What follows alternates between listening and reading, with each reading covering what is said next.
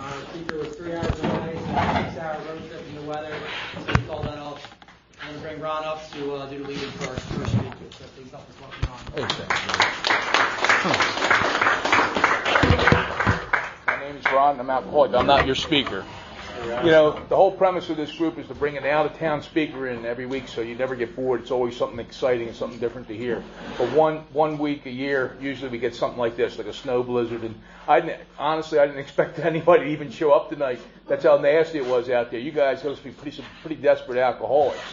So what we're going to do tonight to make it a little different, we're going to have like an open mic kind of thing, you know, like kind of like a comedy club. We'll plug some guys in, give them 5-10 minutes, and go around and get to know each other. It's one time a year where we get some local people. And it's pretty cool. So who would be willing to throw in for 5 or 10 minutes so I know who to pick as we go along? Andrew's going to kick us off.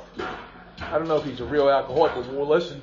We got Nick over there. There's 2. Anybody else? Ed over here? You feeling it or no, Ed? Who wants Ed? Clap if you want Ed to speak. Yeah. We'll get Ed here too. And we'll keep going around. Let's walk up, Andrew. Let's have some fun with this tonight. And Hi, everybody. My name's Andrew. I'm an alcoholic. Yes, Ron, I'm a real alcoholic. It's good to be here. And this is the first time I've ever spoken at Conscious Contact Speaker Group without a suit on.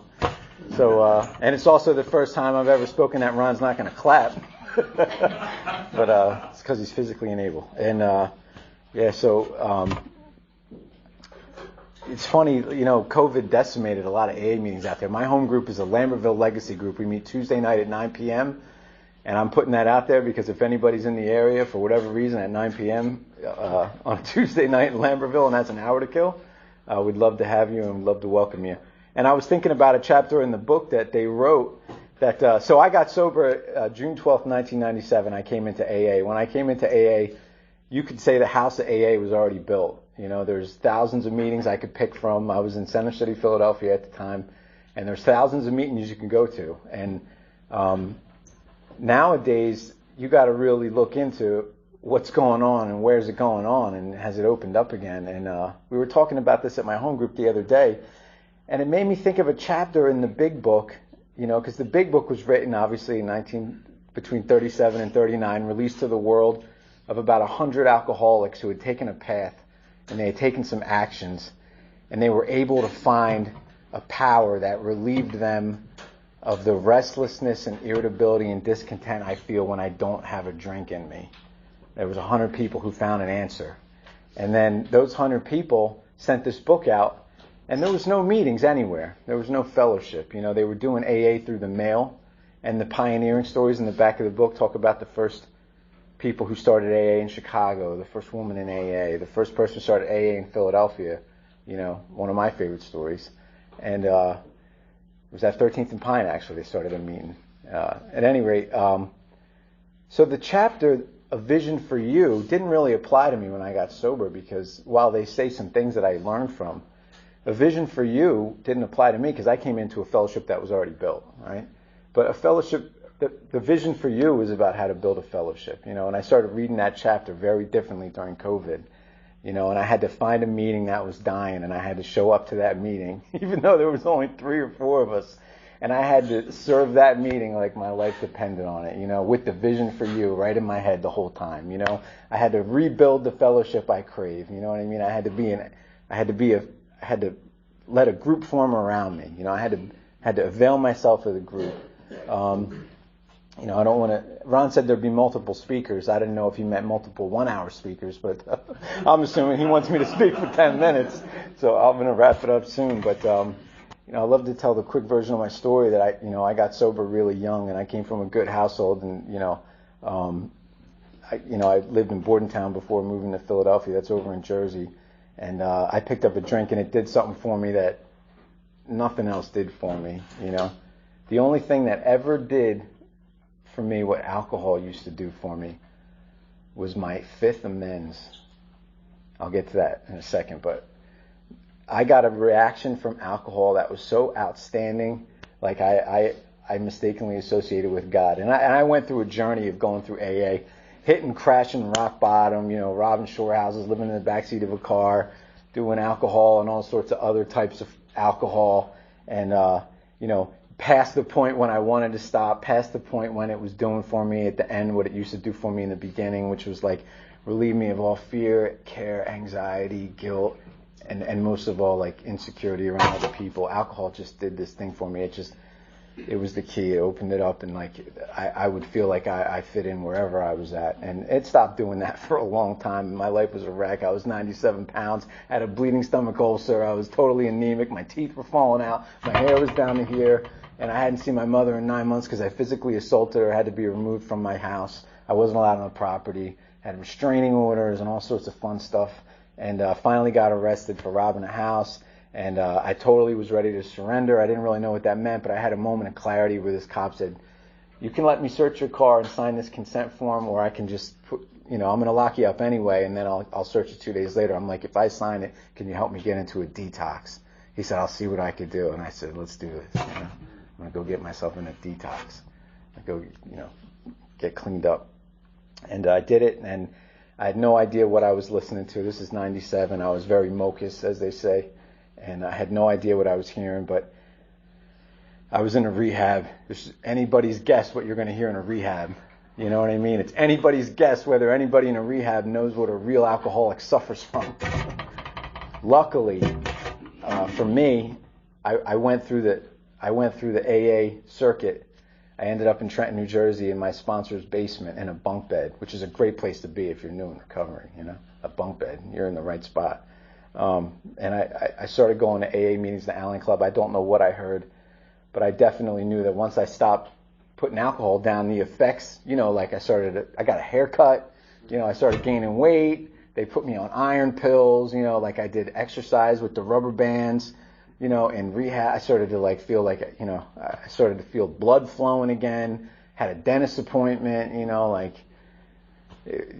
they put me on a 5-year plan to fix everything that was wrong, And anyway, that was all the benefits of not picking up a drink and suffering from the phenomenon of craving that compels me to keep drinking. When I say phenomenon of craving, it ties into being a real alcoholic, the real alcoholic, right? Like if I'm in rehab and a guy says, when you get out of here, you have a choice. And you can either stay sober, great, I have a choice. I'm removed from alcohol. And I go out in the world and I do have a choice of whether I drink. I might have been a hard drinker, but not the real alcoholic. The book's very specific about the person they're trying to help.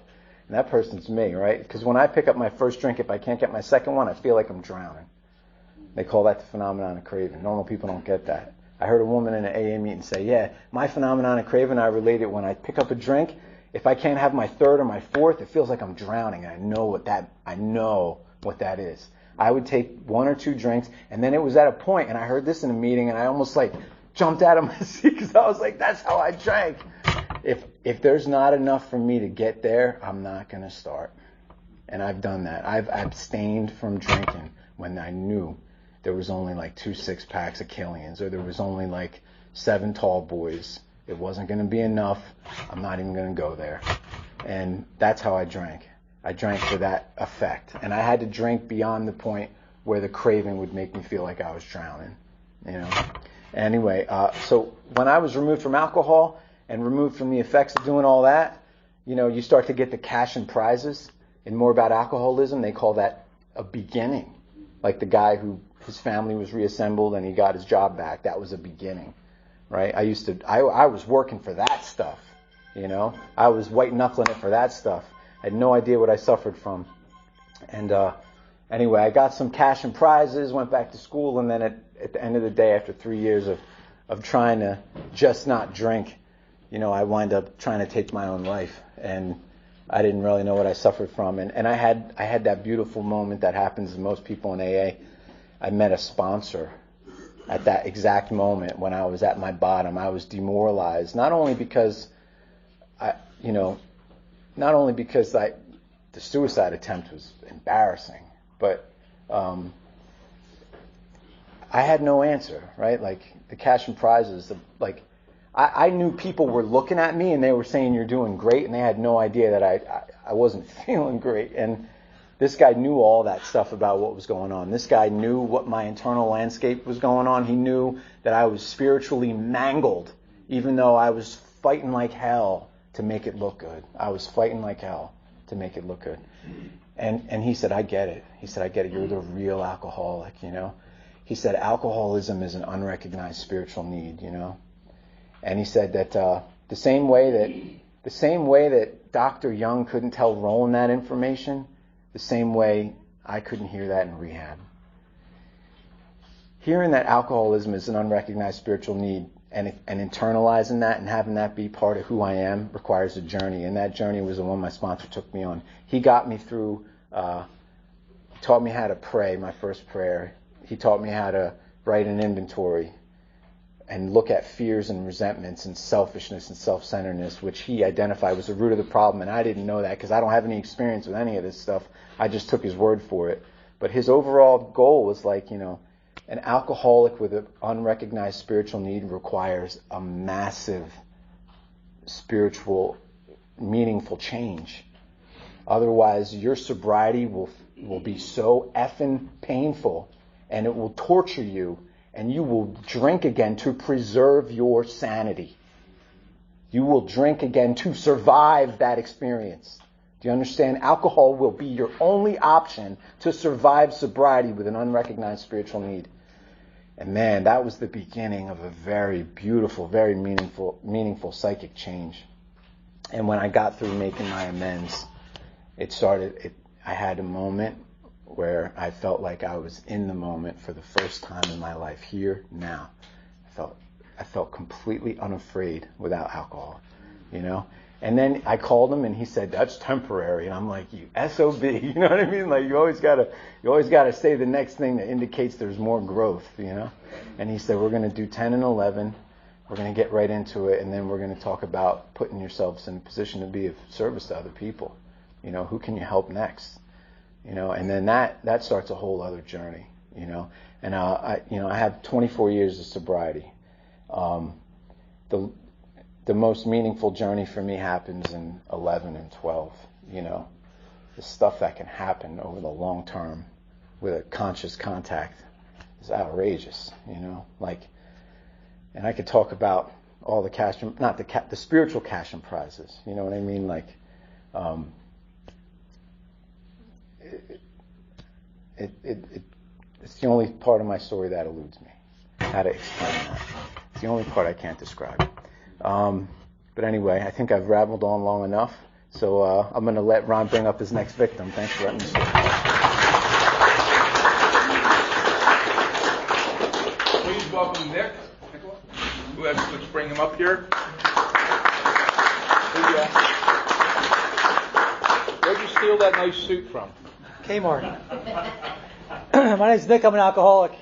Thanks everybody for being here. I don't know how I'm going to follow that one. I love Andrew's. His talks are just so great. It fires me up, and I've heard him tell his story numerous times. It always hits a great a point in my life that I reached, the bottom that I reached. And I'm not talking about material stuff that I lost. I'm talking about the internal bottom. You know, I was just at a rehab earlier before here. I have a commitment at Penn Foundation alumni, and I was a client there 5 times. And I tell them about that bottom that I hit, that spiritual bottom, the spiritual bankruptcy, the internal bottom that I hit. You know, my life was falling apart, you know, on paper as well. But it was not until I got to that breaking point that I really, really had that spiritual awakening in a rehab. Cried my eyes out, asked for help for once, did some inventory, put some stuff on paper, which I never did before. I never did any kind of journaling or anything like that, which they suggested for many, many years. And there was a start there. There was something felt differently this time. And that was right around April 19th, 2016. That's my sober date. And I did not pick that date.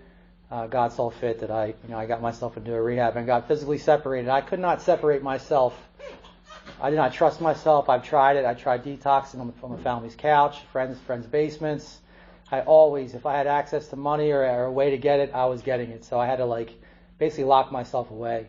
It was the only way I personally could not get separated by my own power. So I knew I needed to, give myself a little bit of some kind of a fighting chance by putting myself into a rehab. And I went willingly for once. Numerous times I've gone to rehabs, and it was because my parents were begging me, or my sister got me a bed. Will you please go? Or a girlfriend or something. And this time I was different. I actually picked the phone up and got myself a bed, which I had never ever done before. Now 2009, I was in Livingston for the first time. So for 7 years, I played this horrible game of just in and out. I became acquired or accustomed to a lifestyle of just that, of being in jails, being in institutions, and getting familiar with like the taper here and the food there and the beds here. And that was the kind of life that I was getting used to, like being okay with. The insanity of that was just, it was miserable. And being there today and looking at these guys in the rehabs and just seeing myself just sitting there, being there 5 times and just like looking at these guys. And I was actually just there last week. I spoke for a guy, and it was great to see some familiar faces, people that stayed. Because I know in there, like the AMA thing, it's just like, it's just waiting to happen. It's just, it just does it. And I've seen people walking down 309 with the trash bag from Penn Foundation. I know exactly what that is. And I've seen friends with trash bags walking down 309. So I even say that to them, like, look, it's cold outside. I don't want to see you walking down 309 with a trash bag. Because that's what's out there. Where are you going to go? Like, what are you going to do? I mean, I know it sounds like the great thing to get that one last one, or if you have some kind of access to it or money, like, at the time, that quick fix is what we're thinking of. I remember in my first rehab, I was in so much pain. I was going through withdrawal from drinking for 20 plus years and drugging. And my dad looked at me and said, "You did this to yourself." And I hated him for that. I just hated him for that. But it was the God's honest truth, man. I chose to live this lifestyle and chose to do this to myself for many, many, many years. And in the beginning, like Andrew was saying, like it was magical. It was fun. It was exciting. It was exhilarating. It did everything that it was supposed to do. And it was only after many, many years that like I even ever got a hangover. Like I always was just like, it was just like automatic. The next day I was like ready to rock. Like didn't even faze me. But as I got older and progressed into my 30s, I was starting to get these crazy hangovers and headaches, and I was physically dependent on alcohol, and then other things as well. But I never thought I would reach that point. I watched my uncle die, yellow, jaundice, Hep C, just sick, liver, liver failure. Watch him on his deathbed, and at his funeral, I'm getting loaded. Like thinking that'll never happen to me. Like I had cousins who lived in Kensington, lived in abandoned buildings and in staircases, and were my one cousin was a hooker. I mean, and that did not deter me. With the track marks up and down their arms, and I'd see them be like, that'll never be me. And I cannot be scared into recovery. This is something that can't be frightened. Like we just, at least myself, I could never be frightened into recovery. I'd love to tell you that a family's love would be enough to get me sober and keep me sober. That also wouldn't do it. They'd beg me and ask me to go, and I would laugh in their face and being selfish and self-centered, just say, what, this is my life. I'll do this to myself if I choose to. Just leave me alone. Let me be, because they're getting in the way of what I really needed to do. How the stuff I would say to my family and the way I used to treat them was so ugly and evil. And only through the amends process that the forgiveness, initially like forgiving myself first, and then moving to them and asking them, how can I make this right? And today I'm like I try to do my best to be like a really good son and be present for my dad and my mom and my sister, and be a good uncle to my niece and nephew who I put in harm's way many times. And most importantly, I just love AA. Until I completely gave myself to AA, there was little or no hope. I had to throw myself into AA. Like I said at the rehab earlier, like I had to chase it, like I did that last one. Like my life truly depended on it. And I've heard numerous speakers say, like if you give yourself to AA, you'll get a life again. And my old life was beyond repair. I was given a brand new life, a fresh start, and not to, we're like the alcoholics and stuff. We have an incredible opportunity to have a new life, a second life. I mean, it's unbelievable. And the guy that spoke tonight was talking about, the process of the 12 steps, how like people in the world, alcoholic or not, could apply the 12 steps to their life, and the world would be a much better place. Those steps just they could help anybody, alcoholic or not. And I didn't see how that was possible. I remember my first rehab. I saw the steps on the wall. I saw the traditions. I saw the book going around, and I said, this is it. This is your salute. This is your answer. I couldn't conceive. I could not believe that was it. Like there's got to be something else. and the unwillingness just to really crack that book open. There was guys walking around, you want to do a big book meeting? And I said, I don't even know what that is, but it sounds horrible, and no, and get away from me, you weirdo. And like, the attitude I had was just like, I thought I knew what I needed to do. At my first rehab, like the thinking, like I thought I could think my way out of this. Like, okay, I'm separated. I just, I calm it down. I'll be okay. I'm separated. Like, I'm okay. And then, like Andrew talked about, that's when the real problem happens. My problem is sobriety. When I don't have my magic stuff, my elixir, my medicine, like I'm in big trouble. Because I was medicated for many, many, many years, and I take that away, and I'm just, I'm in bad shape. And a woman tonight shared that, she was going to meetings and feeling horrible. And she did mention she never did the steps, never really had a home group, a sponsor, like thoroughly worked a program. And I said I could relate to that. I've been to that point where I would just show up to meetings and that was it. I thought this was AA. I'd come here and listen to somebody talk and they would tell us a story, and then it would set up all these triggers in my head, like, man, this guy just talked about places he was and how much he did, and now I really want to use, because that's all I was hearing was that. I still had that that mentality. So I suggested there simply try to get to some literature meetings. Really, if you see that weirdo running around with the big book, grab that person and your life depends on it, and ask them to help you. Ask them, say you're dying in AA, you're dying in NA, whatever fellowship, and I need help, please show me the way out. So I can't say how much AA means to me. I try to go to any length, no matter what.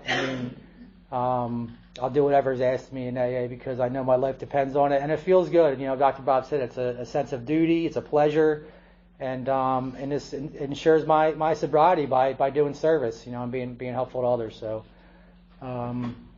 who's our next speaker?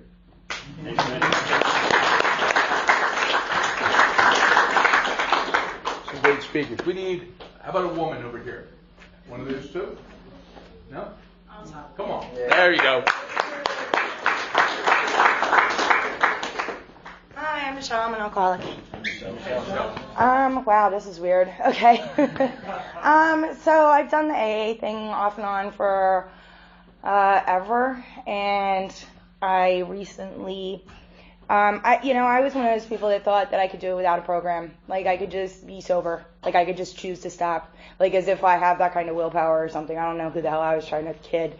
But, so for a long time, I was that controlled alcoholic or addict because I had my kids. My kids were like an anchor for me for years.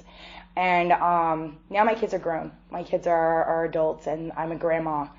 And they don't need me anymore. So my anchor was cut. And, for a while I did okay. And, life is life, and it took me some strange places. And recently, my not having a program took me to a place where I got really depressed, and I drank a gallon of vodka in 2 days and thought I was going to die. Literally thought I was going to die. For the first time in my life, I never drank. I always drank, but it was never, I guess I was that alcoholic that didn't drink every day, just most.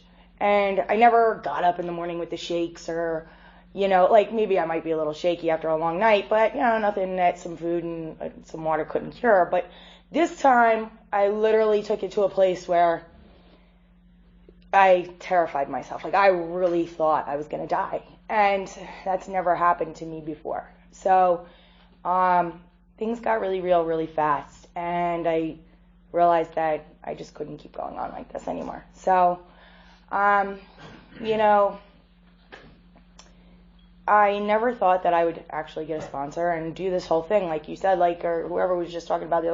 I wasn't doing the whole steps. I wasn't trying to do the whole program thing. I just thought I could show up and go to a meeting when I was having a bad day and everything would be okay. But it wasn't enough, And then, now I'm getting that feeling. I've started coming regularly. It's become a part of my life. I'm making friends here. I'm talking to people outside of here on a regular basis and making those relationships that actually really matter, and people that I could really call in any situation and just be like, I need you. And they're there for me. And that's amazing. that's beyond any friendship I ever had in my addiction or in my alcoholism. These people would sooner spit on me or on fire. Like, they would just kick me to the curb and speed away.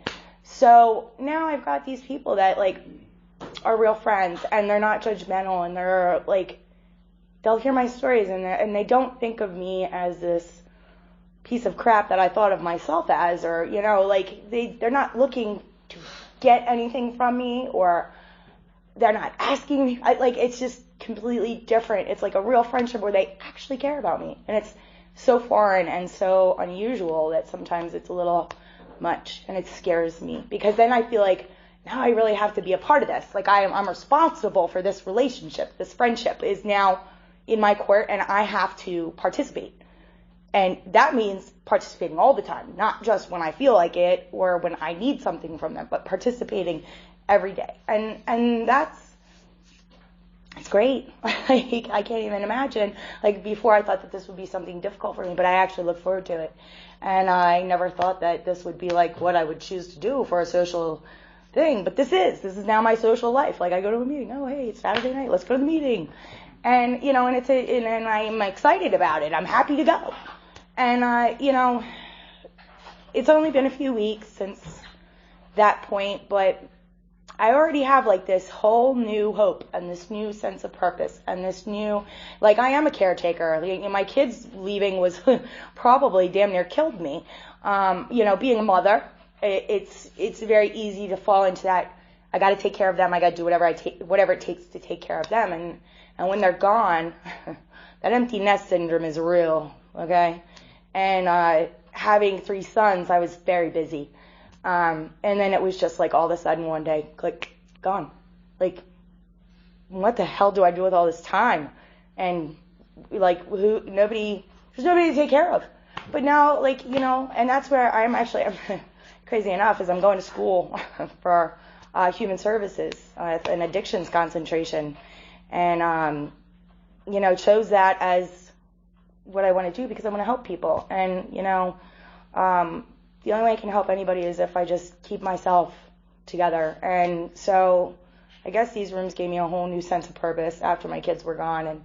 And that really, that responsibility of, you know, like, it really does. That makes a difference. Like, I never thought counting days, like, I thought this was the most ridiculous thing ever. I'm like, oh, like, who needs to count days? Like, but now I see where it does help, because it's like, you know, before I didn't count days, so it didn't really matter if I screwed up. You know, now it's like I'm building these days, and it's like even harder to imagine losing them. So it's just those little things that are in place. And like you said, reading the book and hearing the stories, and God, it's such a simple program, and yet so deep and so complex at the same time that it's just amazing. So I'm glad that I'm here, and I'm glad that I came to this meeting tonight, and I'm glad I met all of you. So.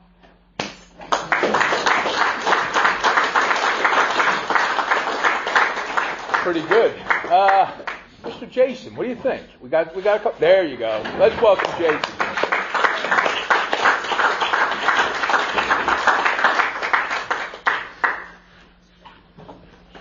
Hi, everybody. Jason, I'm an alcoholic. Went down for a little nap today around 6. Woke up at 8:15. Figured I'm going to stay in bed. I said, you know, when they hit the meeting, grab a shirt off the floor, stay in the back, grab a cup of coffee, nobody will see me, and beat it before I have to see anybody. So here we are. Basically, to me, I thought AA was all about meetings. And if I'm in the program and I'm going to more meetings than everybody else, I had a better recovery, and I was doing the thing. I come before, during, and after, go to the diner, pick up people, be in service, give rides, make coffee, set up chairs, do everything within my power pretty much to not drink today. There was alcohol in my pocket at the time in little baggies. It made it really difficult. But I relied on everything I could possibly think of to not do it. And unfortunately, it never worked because I relied on my mind, you know. My mind is full of things that tell me that I got dealt a bad hand, I had a horrible family, I'm not good enough, worthless. I grew up with that thought and belief system, and that became a reality for me, and it became a fact. It wasn't disputable or just thoughts that came through. This became factual information. And the only thing that makes me feel better from that is to put something in my body. I have to have it. I love it so much. I love alcohol in all different forms so much that I could sit here and cry about how much I love it, right? And it's not what it does to me, it's what it does for me. And it takes that away. It makes me okay. When I do alcohol, I'm okay. I may be in prison. I may have total crashed my car into a pole. Whatever that looks like, I could be overdosed. But I'm okay when I have it in me, and I'm willing to go through those things to not feel that way about myself. And so just keep coming back. It works, it works, it works. Come back, come back. You're doing good. You made a 90 and 90. You did, you picked up people. You made coffee. You're doing great. I got a week. I got a month. I got a year, 6 months. And everybody's clapping, but I'm dying internally, alive, literally feeling it dying.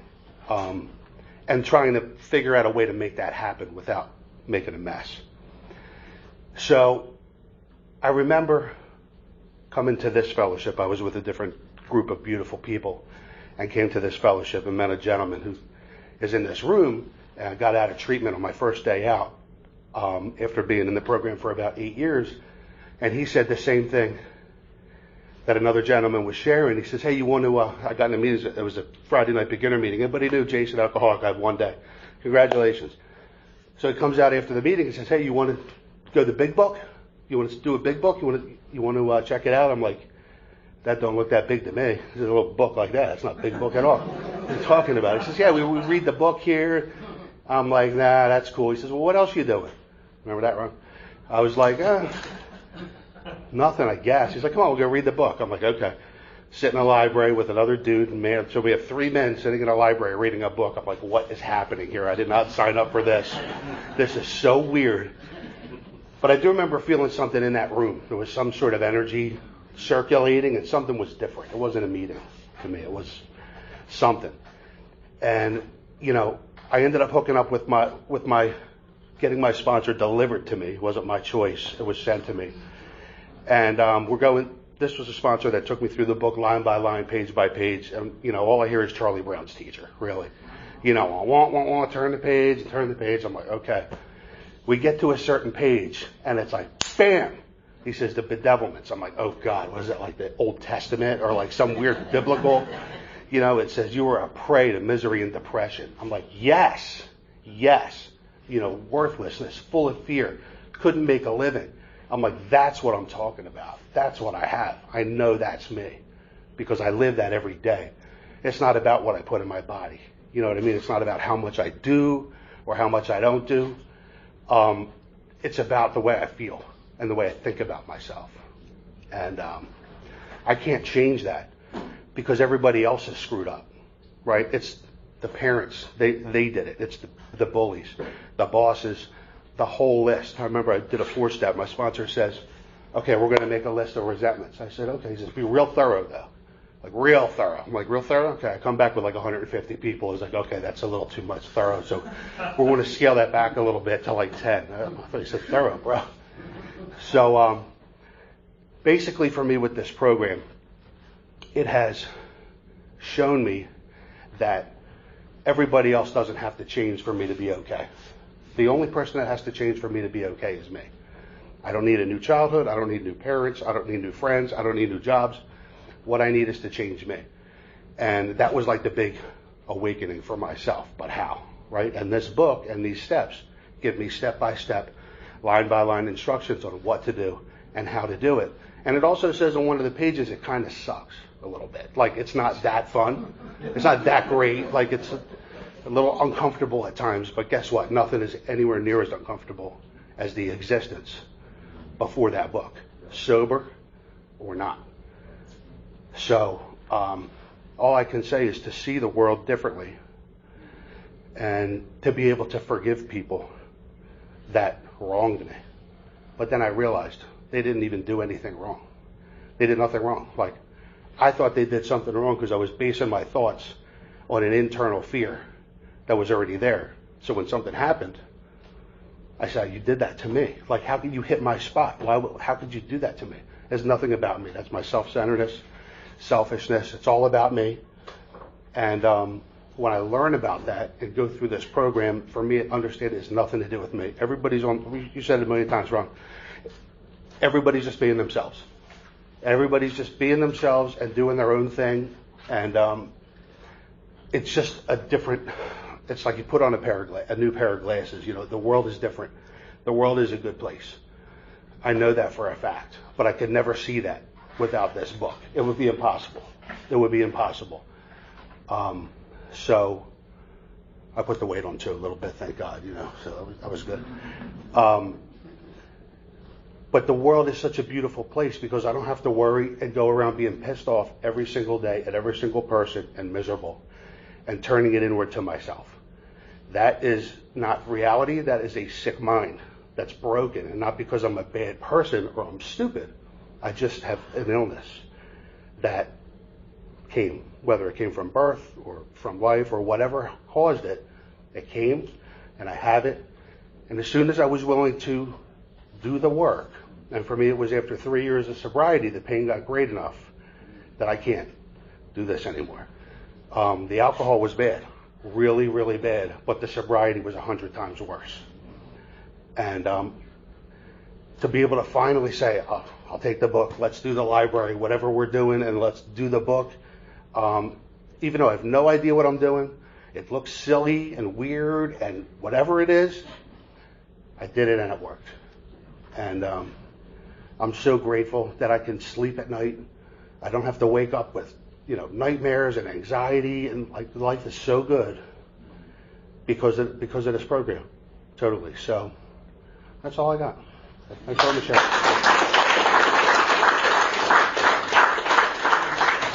Keeps getting better and better. Hey, Tim, what do you got for us? Come on up here. You got a couple minutes? Let's bring Tim up here.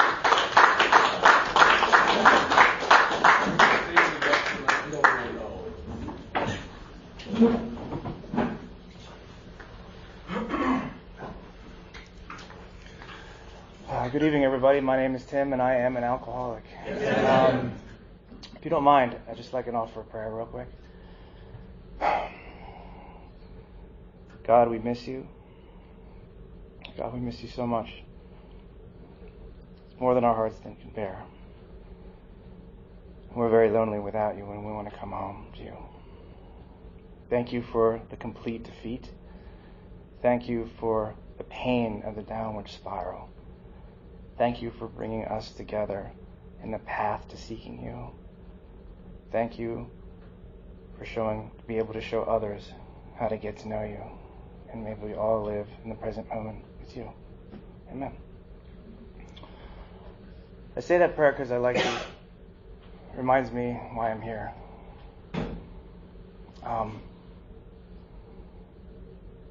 Just to go back, I woke up one time in a hospital room.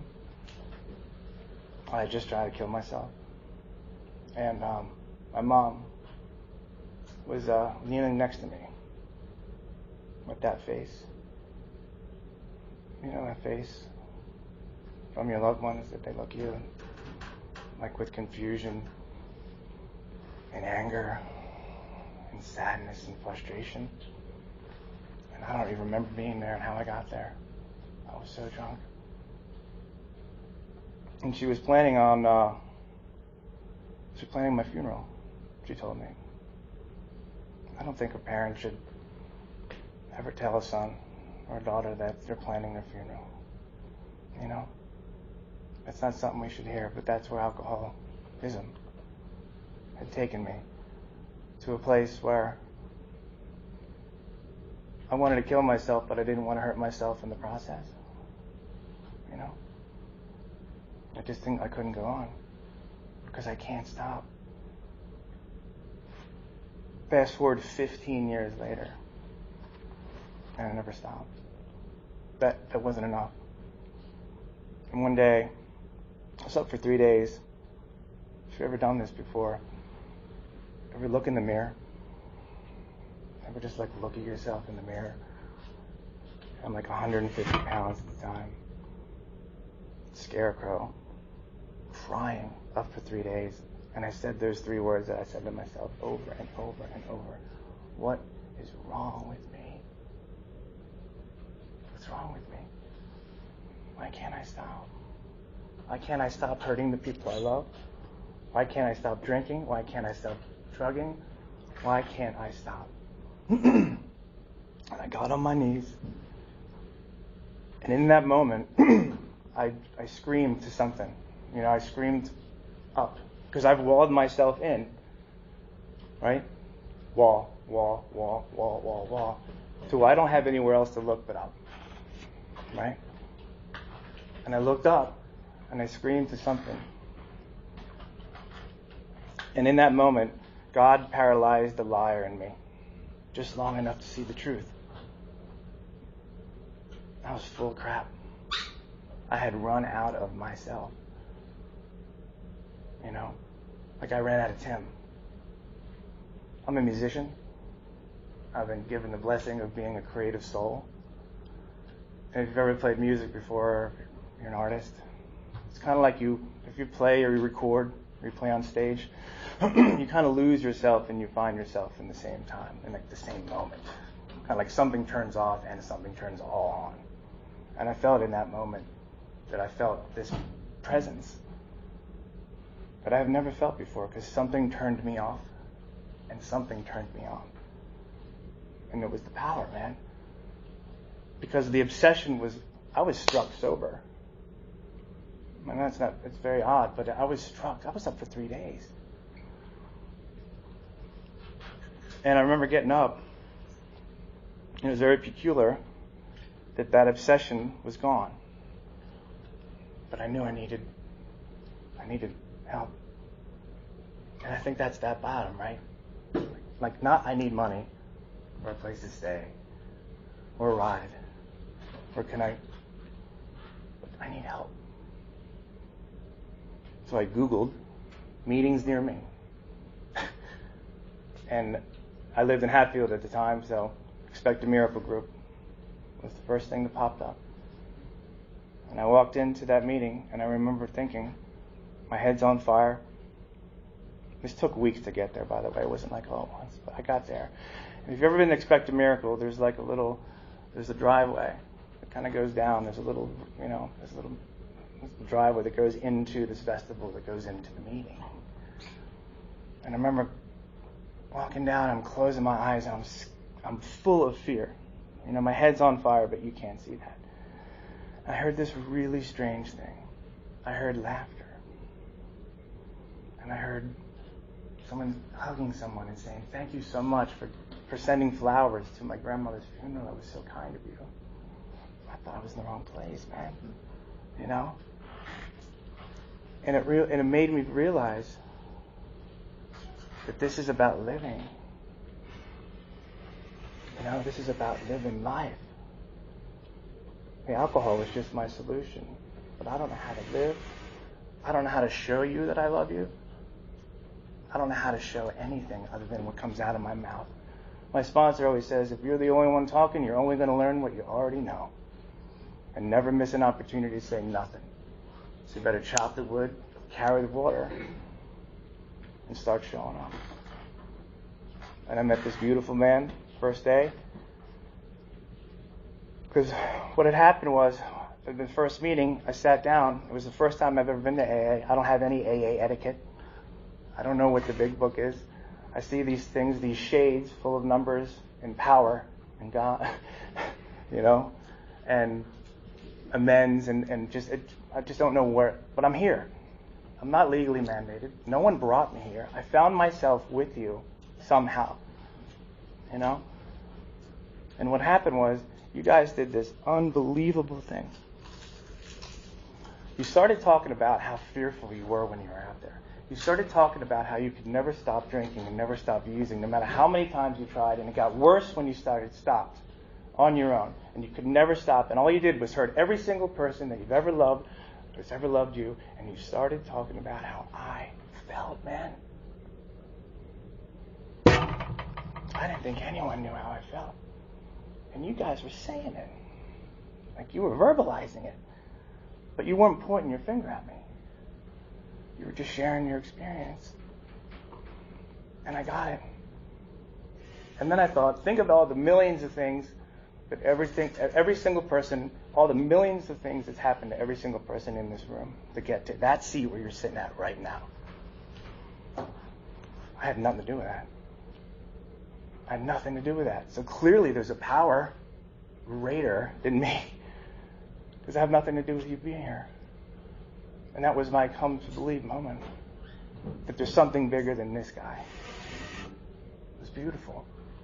God was just leading me into you. And then, it's interesting that you think like the worst thing that's ever happened to you is the best thing that's ever happened to you. They say that the greatest thing you'll ever know is you'll never know. Right? And that this gentleman came up to me after the meeting and he said, "Hey man, it looks like you need a big book."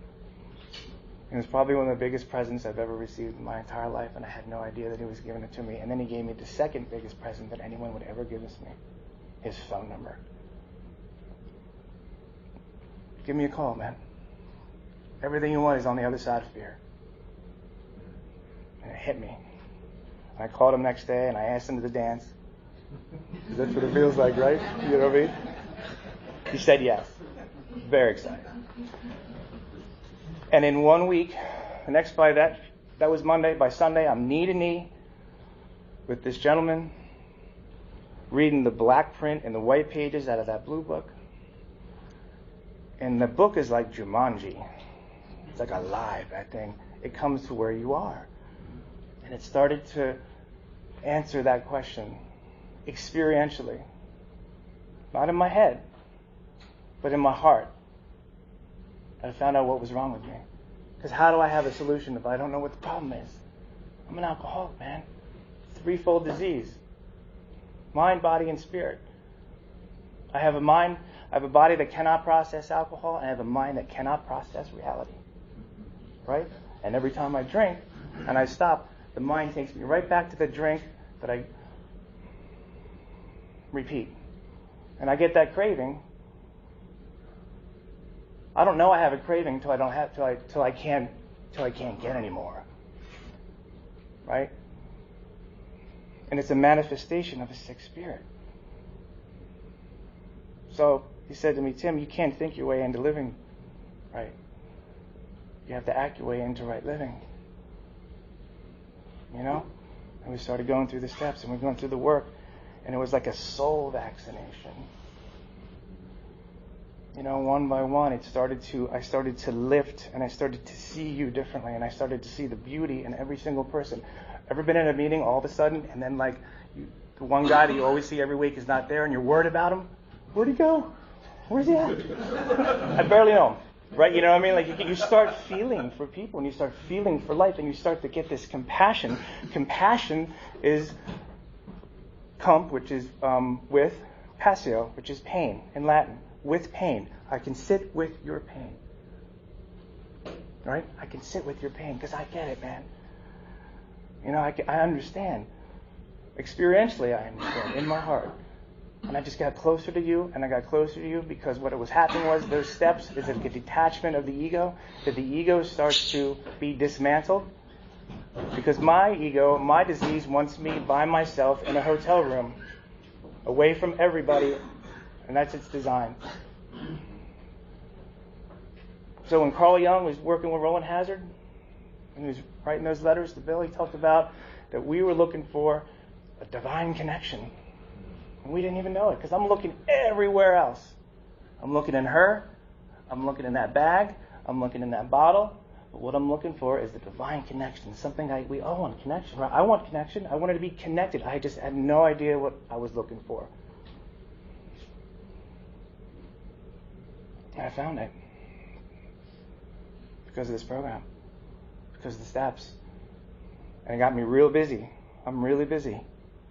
I was taught, I'm sponsoring guys, 3 or 4 commitments, seeking commitments a month, reading with 4 guys right now. I haven't stopped because I don't ever want to look and see that my mom's face, or that face, or the terror and the fear of just, you can't even live in the moment. And instead of my mom planning for my funeral, we're planning for her birthday dinner this weekend.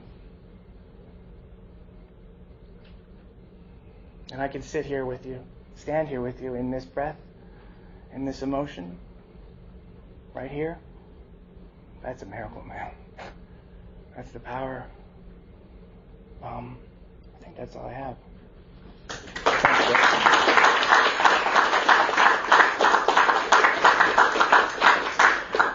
If it was up to me, I'd keep this going all night long. That's pretty good stuff. But I think we're pretty much out of time. I think anybody have a 3 or 5 minute talk?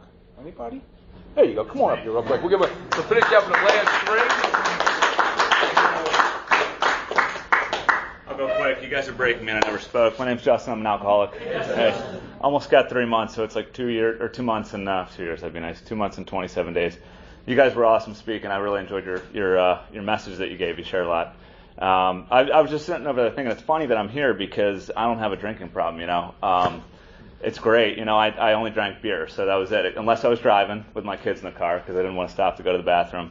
Or if we were sleeping over at my parents' house and then I drank, you know, liquor too because I didn't really want to see me drinking beer. So I didn't have a problem, so, you know, I don't even know why I'm here. You know, it was like one in every 60 days I think I didn't drink, so I told people I didn't drink every day, you know, and then that's just how it was, you know.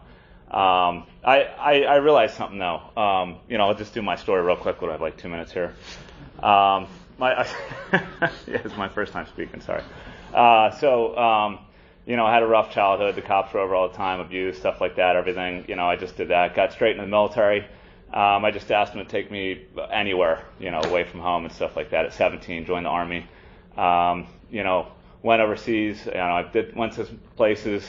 Did stuff, got a whole bunch of material that I think you guys call resentment. I called it guilt. And then just used that to just drink. I just drank all the time. I drank beer, but I drank, you know, all night just drank beer and then coffee to stay awake during the day. And I just did that for, I think 17 years or something like that. But, you know, like I said, I only drank beer, so I wasn't an alcoholic. I didn't have a problem. It was great. It was awesome. You know, I could just keep doing that. It was easy. And then something clicked, and I realized if I got called, I'm like, I don't know what the hell I'm going to talk about. And I'm so new, but I got one thing I think you guys can all relate to, you know. I knew I didn't have a problem because I was in control until I found myself in the back of a police car for the first time in handcuffs. And, you know, at that point, just something just like smacked me in the face. And, you know, it hit me, and I didn't figure it out until kind of, you know, past couple days I've been kind of thinking about this, that, you know, I was ready to come in here because I realized, I think I didn't know what step one was. And that's as far as I am really. I'm not going to, you know, I don't have any, you know, long experience of being sober or anything like that. I got a lot of experience drinking, I guess. But, you know, I don't have any good words of wisdom from that vein. But, you know, one thing I realized is that, you know, step one says we're powerless, you know, and I realized that in the back of the police car. And that was it, man. I realized, like, I can't drink. Like, I can never drink again. That's just it. You know, I am powerless. And I think just hanging on to step one in the early stages I'm in, I mean, my life's crazy. I've created a shitstorm. I mean, alcohol is just, I'm stealing from another guy. It's amazing. It, like, you know, makes things disappear. You know what I mean? Marriage, gone, right? Relationships, gone. House, gone. Freedom's gone. Like, everything is gone. You know, I have very little left. You know, so it's amazing at how it can just make things disappear. But I still have this, like, shield right now, I almost feel like, which I'm kind of solidifying by talking to my higher power, who I hadn't spoken to for a long time, you know, 20 years or something like that.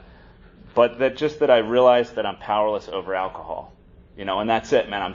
I got that in there. It's a little nugget in my heart. And even when I'm thinking about that drink, I just go back to that. And for now, you know, that's enough, and that works. So that's it. Thanks.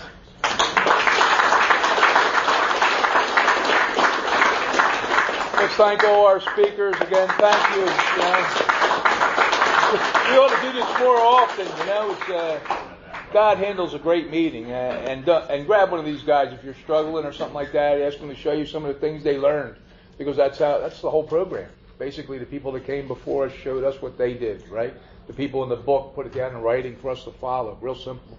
And if we do that, we're guaranteed. Who's got our promises? Oh, there you go. The promises you're not getting. I've only kidding you. No, you get.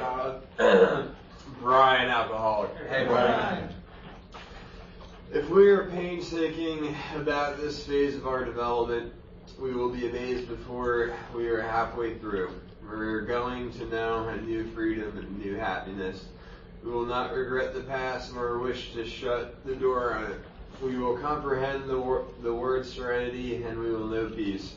No matter how far down the scale we have gone, we will see how our experience has benefited others. That feeling of uselessness and self-pity will disappear. We will lose interest in selfish things and gain interest in our fellows. Self-seeking will slip away. Our whole attitude and outlook on life will change.